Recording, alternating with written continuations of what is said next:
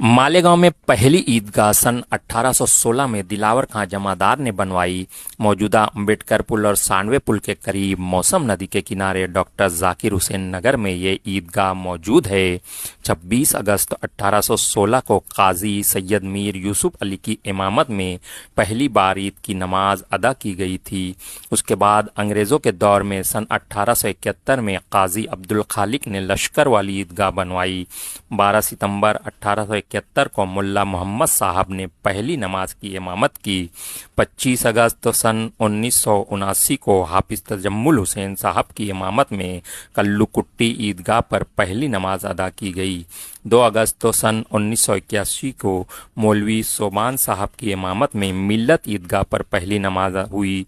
23 जुलाई सन 1982 को मोहम्मदिया ईदगाह पर पहली नमाज हुई। इब्तदाई दौर में हाजी अब्दुल जब्बार इमाम रहे।